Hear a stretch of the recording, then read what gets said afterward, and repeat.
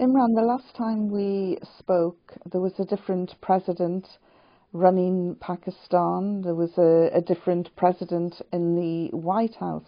What has happened since then? When the 2008 elections came, the Bush administration wanted a similar puppet to replace Musharraf. And that puppet turned out to be Asif Zardari.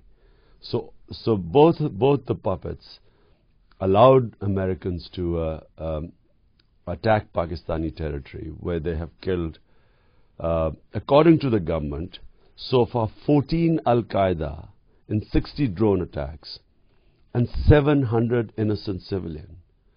So everyone who knows anything about the area knows that these drone attacks are counterproductive. They might kill 14 Al-Qaeda, but they have produced thousands of more Al-Qaeda sympathizers. Every civilian that dies, the family then seeks revenge against the Americans and the Pakistan army, which is considered to be a stooge of the American army. So therefore, Pakistan has seen chaos.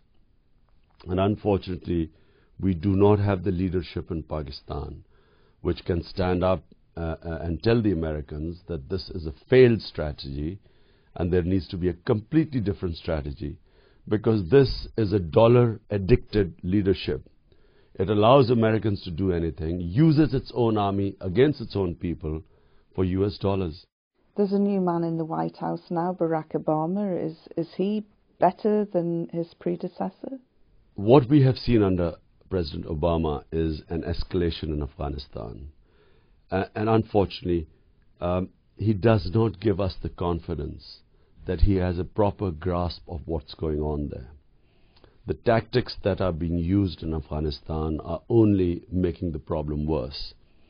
What was initially Taliban resistance to the US has now morphed into a Pashtun resistance, a Pashtun independence struggle against foreign occupation.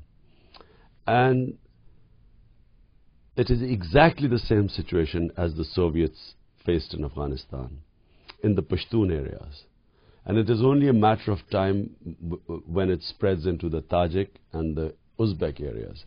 So almost 80% now Afghanistan is involved in a resistance struggle against the Americans.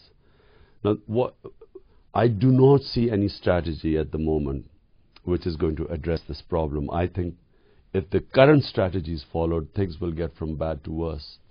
But it's not just the Americans, is it? It's the British Prime Minister Gordon Brown. He is also in agreement with Barack Obama about the policy in Afghanistan. Who is advising them? Well, as for the British Prime Minister, it seems as if whatever the Americans are doing, they just follow the same line, which is very sad, because Britain has a very long experience of Afghanistan and the Pakistan tribal areas. There's a lot of material left behind by British writers, administrators, governors about this whole area and how it should have been dealt with. But all these lessons have been ignored, and Tony Blair basically followed whatever George Bush did. And I'm afraid Gordon Brown is going along the same lines. And you know, what you're going to see is more British casualties. And the public opinion in Britain has already turned against the war in Afghanistan. And for the first time, the majority of American people do not think that this is a war they want to own or which they're going to win.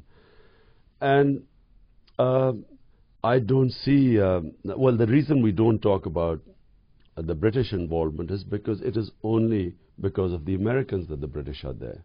So therefore, really, the US has to understand that this is an unwinnable war. In fact, the war is basically lost, because the hearts and minds battle has been lost. You can only win a war if you win the people over to your side.